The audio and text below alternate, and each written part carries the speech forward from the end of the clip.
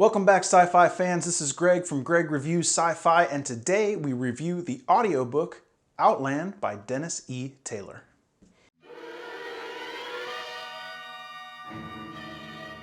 If you're a fan of the channel, you might notice that this is the actual first audiobook review on Greg Reviews Sci-Fi.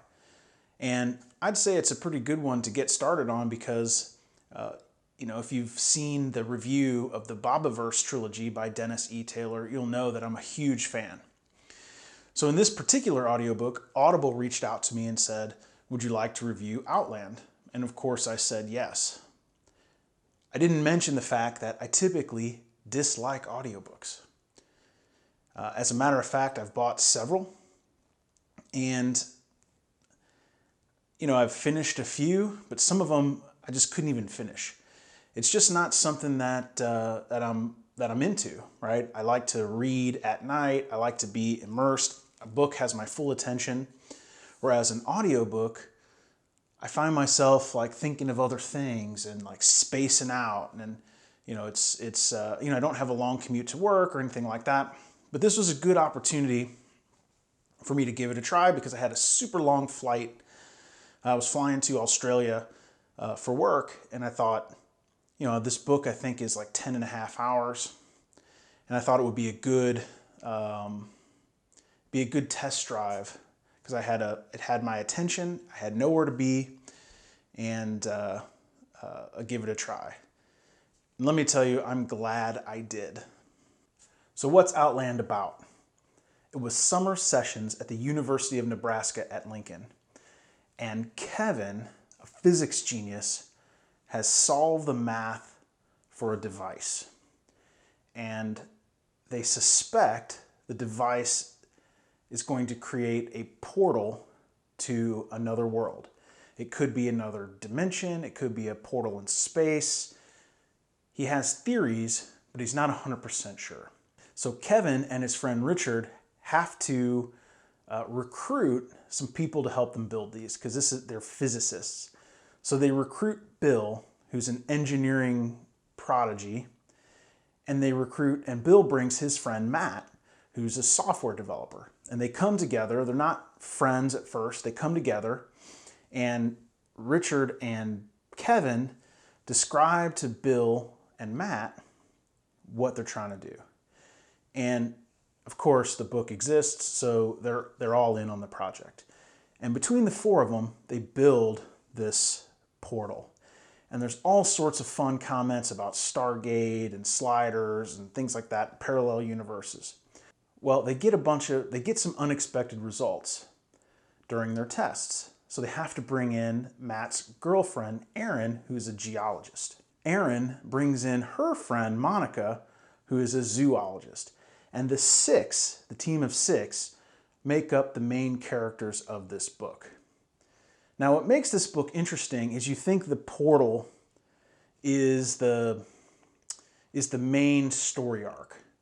And it really is just a plot device about how this group of six start off trying to solve their own problems using the portal and end up having to solve the world's problems using the portal. And it's a really fun story about, I don't want to call them college kids because they're graduate students and doctoral students, so they're, I would say, young adults. This group of young adults, as they go through really thinking about themselves to really becoming leaders and visionaries and really going forth to try to solve some pretty big global problems. All right, now let's get to the review. The story. The story I gave 4.5 stars. I really thought the story was really well written. Any good story has the main story arc, and then it has sub-story arcs to kind of keep you interested.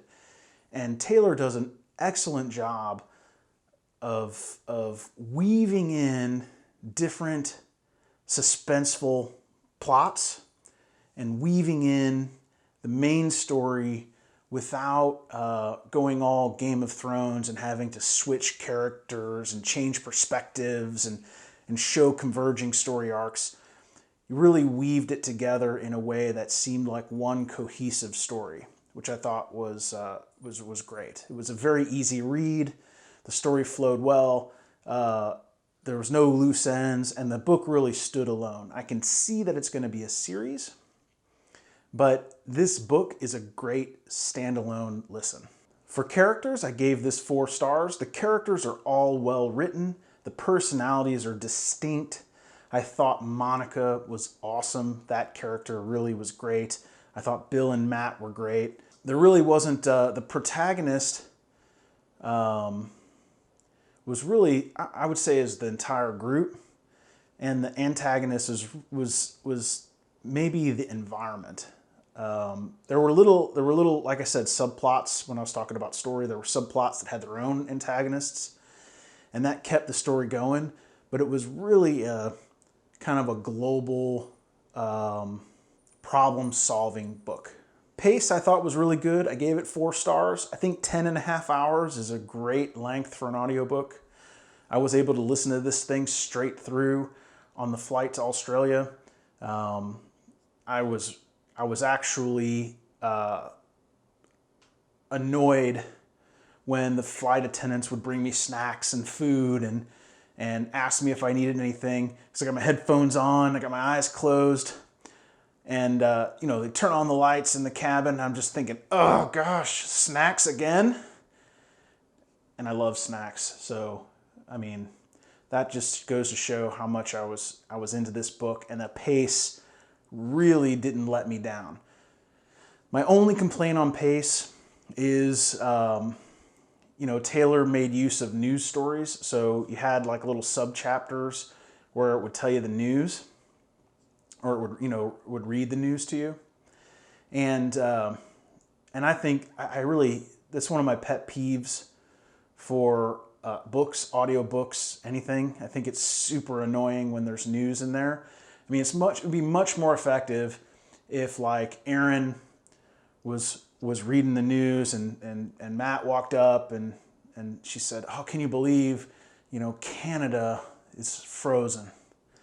And something like that, where you can convey current events without having to like listen to the news in the middle of a story when you're dying to know what your characters are doing, right? So that was my only, I didn't really ding it because it was short, it was to the point, and it was relevant to the story. So, I didn't detract too much for that, and overall the pace I think was really good. So 4 stars there. Originality, I gave it 4 stars. I would say for Outland, originality is maybe its toughest category. And I gave it 4 stars just because it's an original story, but it didn't really use any original plot devices, or it didn't really invent anything that I haven't seen before. I mean, in global disaster books, there's millions of them. There's millions of books, there's millions of movies. I mean, look at Dwayne Johnson's probably starred in 10 disaster movies. The Sci-Fi Channel's made thousands of them. There's Stargate and Sliders and all sorts of books and movies about portals and wormholes and things like that. There's a show, Terra Nova, about a portal that brings you to an alternate Earth. I mean, there's all sorts of, just about everything in this book I've seen in other places, either in books or movies or shows or comics. But I like the way there were lots of different sci-fi storylines kind of mixed into one grand adventure. I really thought that was good, and it was really told in an original way with original characters. So that's why I gave it 4 stars. I think it's a solid original sci-fi story. Again, technology, I give it 4 stars. That's just a solid use of technology. Nothing new invented. You could say, but the portal was invented by the characters in the book, but they didn't really describe the technology that went into building the portal. Not really. And And honestly, that the whole portal concept is widely used in sci-fi. So honestly, I thought maybe the best, the funniest mix of technology is when they made the little portals and they stuck the stick with the camera through. Spoiler alert.